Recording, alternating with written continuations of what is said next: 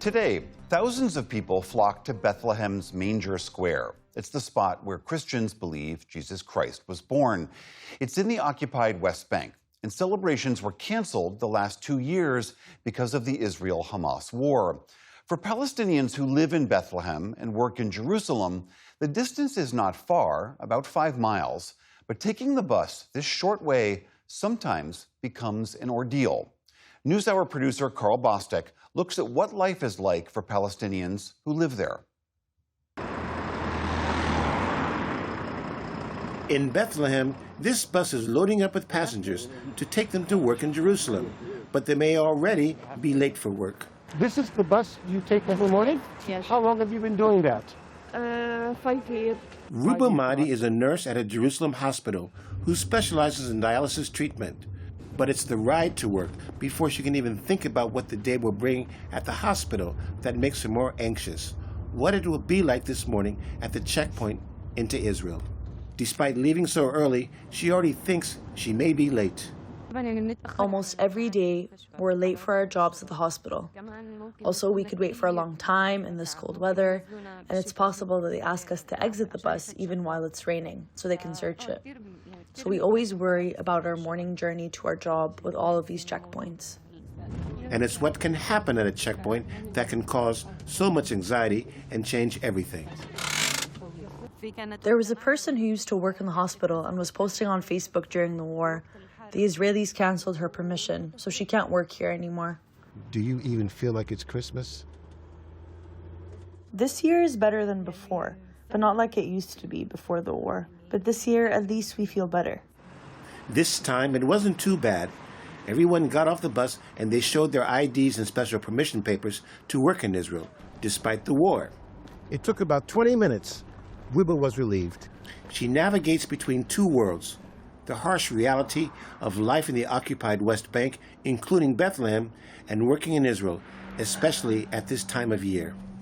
In these last few days leading up to Christmas, normally this Manger Square here in Bethlehem would be packed with thousands of people.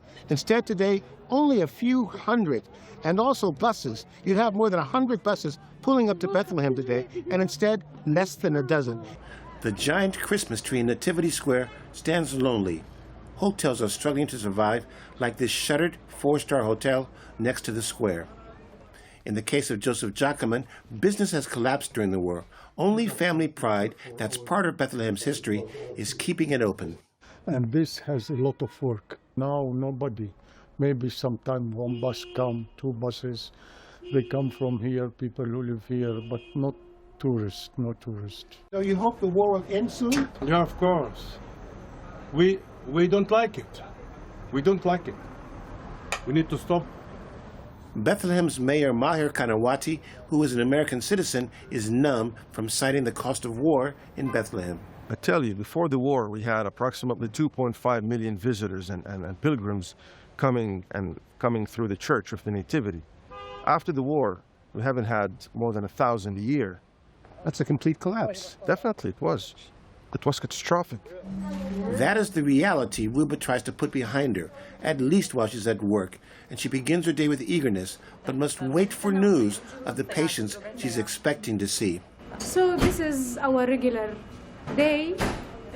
We are waiting the patients, as usual, to come to the peritoneal dialysis to do our regular checkup for these patients. But unfortunately, we can't predict their arrival because they're waiting at checkpoints, and maybe they are forbidden to come through this checkpoint. They have to go to another checkpoint, and we are waiting.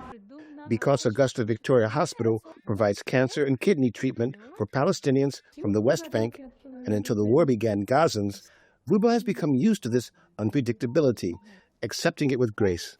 But that doesn't make it any easier on her family. Of course, there are challenges to coming here every day, but we need to do it. After the war, there were less jobs in the West Bank, especially that my husband is working in tourism, and we have no tourism anymore. No tourists are coming anymore. So I have to work and support my family so we can live. But Ruba also thinks about the satisfaction she has by working at the hospital. It's true that we leave in the early morning to the hospital, leaving our homes, our children, and suffer in the checkpoint. But honestly, I'm satisfied when I come to the hospital and help my patients.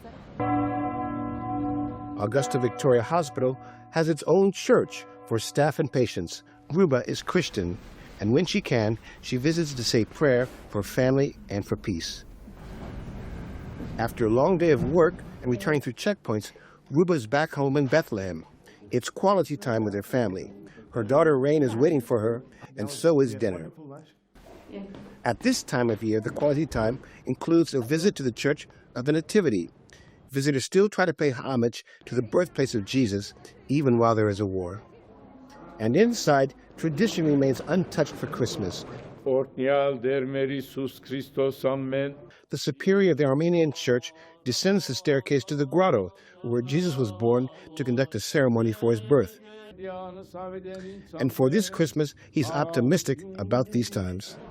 Has the spirit of Christmas come back? We can say yes. Yes. For the last few years, we didn't feel it because of the war, because of the corona before that. So this year, it seems like, yeah. Ruba and Fatty are preparing their daughter Rain for her second Christmas so that she will grow with love, faith, and hope. And as she grows, she will know there remains a joy to this world. For the PBS NewsHour, I'm Carl Bostic in Bethlehem.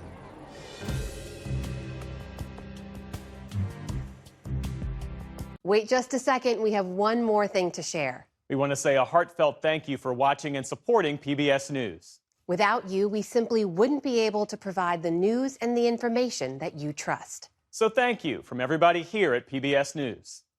Support journalism you trust. Support PBS News. Donate now, or even better, start a monthly contribution today.